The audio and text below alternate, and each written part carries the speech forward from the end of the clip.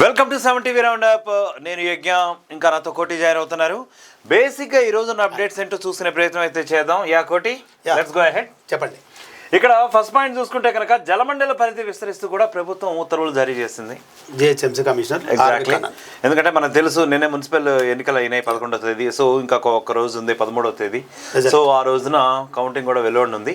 మరి ఈ లోపల ఒక డెవలప్మెంట్ అనేది చూడొచ్చా, దీన్ని ఇంకేమన్నా పొలిటికల్ దీంట్లో చూడొచ్చా, నువ్వేమనుకుంటున్నావు?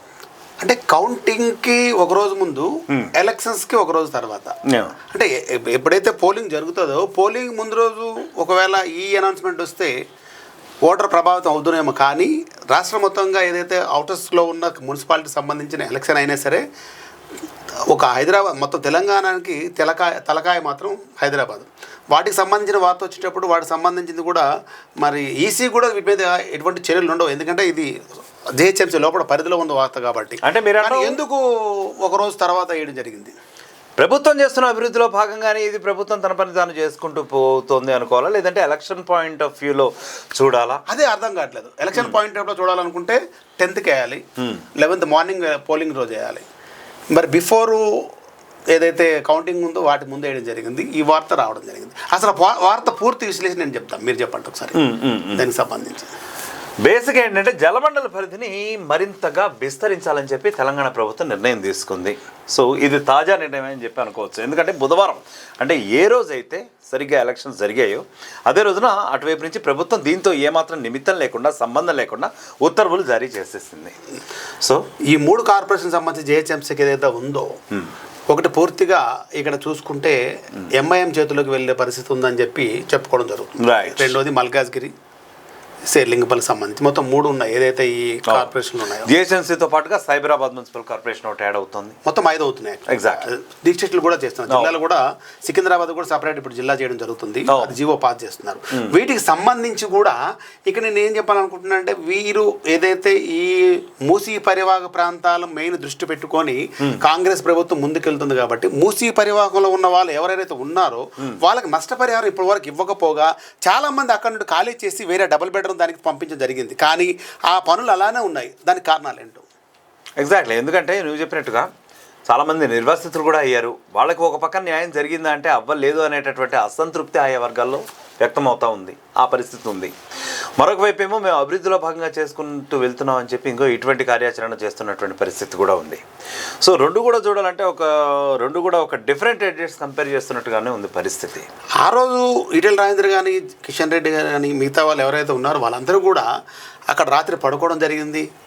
హరీష్ రావు కూడా పోవడం జరిగింది. కానీ ఆ తర్వాత అంటే ఏదైనా సరే అప్పుడు నామమాత్రం పనిచేసి వదిలేయడం జరుగుతుందా? మరి వాళ్ళ నిర్వాసితులకి ఎవరు పట్టించుకుంటే, వాళ్ళు కాంగ్రెస్లో ఏదైనా చేస్తే ప్రతిపక్షంలో ఉన్న వాళ్ళు చేస్తారా, లేకపోతే వీళ్ళకి బాధ్యత లేదా ఈ జిహెచ్ఎంసీకి సంబంధించి? ఎందుకంటే మనకి జిహెచ్ఎంసీలో 26 నియోజకవర్గాలు ఉంటే 26 నియోజకవర్గాల్లో 2 తప్ప, 1 తప్ప మిగతా అంతా కూడా 26కి 26 కూడా బీఆర్ఎస్ గెలుచుకోవడం జరిగింది.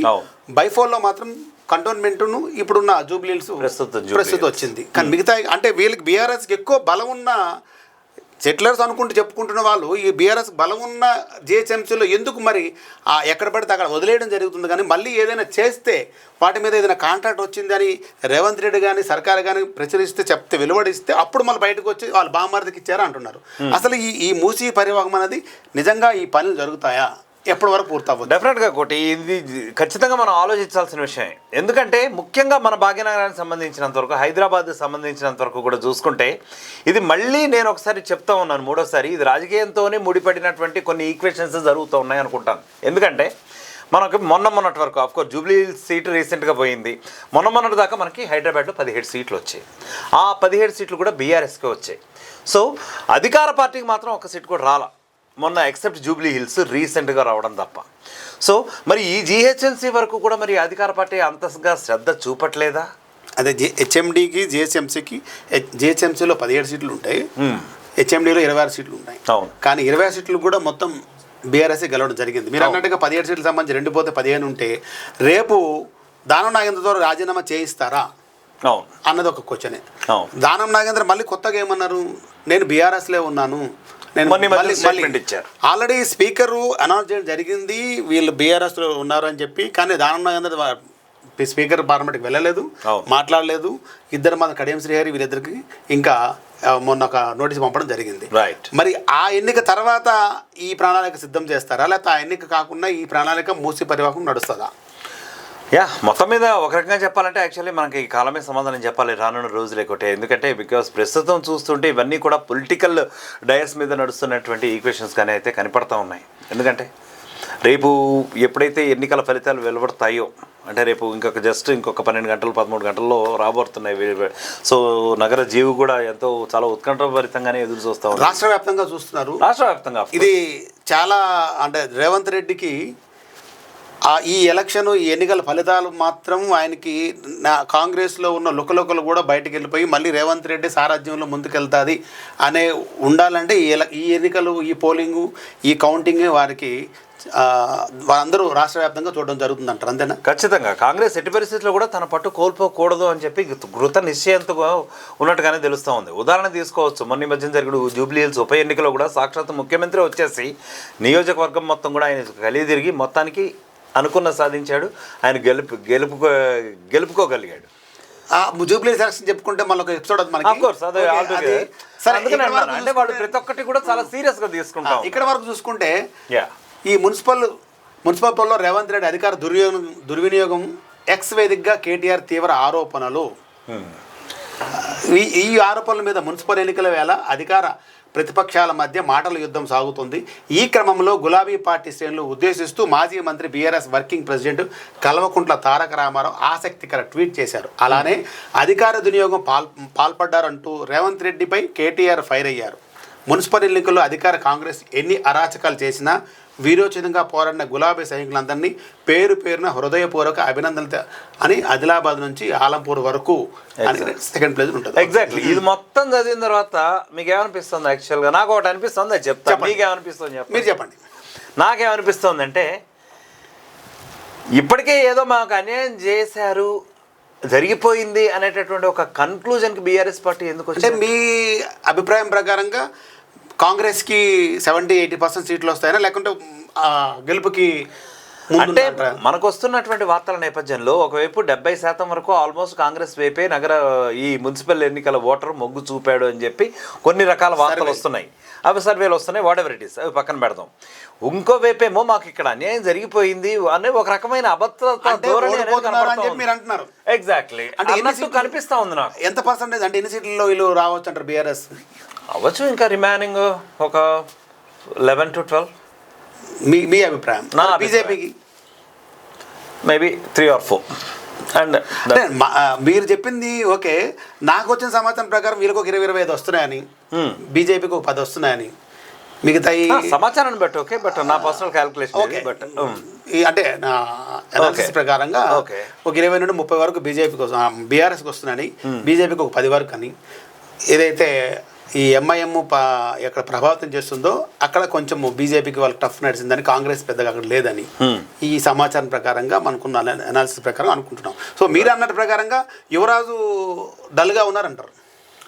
బేసిక్గా ఇదంతా కూడా చూస్తూ ఉంటే మనం గత కొద్ది కాలంగా కొన్ని వార్తలు కూడా చూస్తూ వచ్చాం. ఎందుకంటే కేసీఆర్ కూడా అంటే తన తనయుడు యొక్క అడ్మినిస్ట్రేషన్ పట్ల కానీ, పార్టీని క్యాడర్ని హ్యాండిల్ చేయడం పట్ల కానీ సంతృప్తిగా లేరని. అది కాదు, అసలు కేసీఆర్ గారు ఉన్నారా ఈ ఎన్నికల్లో? కేసీఆర్ గారు అయితే ఖచ్చితంగా ఎన్నికల్లో తన ఉనికి కూడా చాటలేకపోయారు. ఉనికి ఇన్ ద సెన్స్ తన ప్రభావాన్ని అయితే చూపించే ప్రయత్నం చేయలేదని అసలు ఓన్లీ కేటీఆర్. అవును, ప్రతిపక్ష నేతగా ఉన్న బీఆర్ఎస్ అధినేత ఎక్కడ ఒక వాయిస్ కానీ లేదు, ఒక స్టేట్మెంట్ కానీ లేదు, ఒక ప్రెస్ నోట్ కానీ ప్రెస్ మీట్ కానీ పెట్టలేదు. మాకు బీఆర్ఎస్ కారు గుర్తుకు ఓటేయండి అని. అది కూడా ప్రభావితం పడుతుందేమో. ఖచ్చితంగా దాని ప్రభావితమే చూపిస్తూ ఉంది. గడిచిన జూబ్లీ హిల్స్ ఉప ఎన్నికలో అదే జరిగింది. ఇప్పుడు మున్సిపల్ ఎన్నికల్లో కూడా రేపొద్దున ఫలితాల్లో అదే చూపబోతోంది అని చెప్పి ప్రతి ఒక్కళ్ళు కూడా గంటాపదంగా చెప్పారు. అయితే ఒకవేళ ఓడిపోతే బీఆర్ఎస్ మీరు అన్నట్టుగా 10 నుండి 10 సీట్లు 10-20 సీట్ల మధ్యలో వస్తే అది వీళ్ళ మీద ప్రభావితం పడదు. కాబట్టి అప్పుడు కేసీఆర్ బీఆర్ఎస్ మీద పడదేమో. ఎందుకంటే ఈ హరీష్ రావు కేటీఆర్ దగ్గరుండి చూసుకున్నారు కాబట్టి ఈ ఎన్నికలు.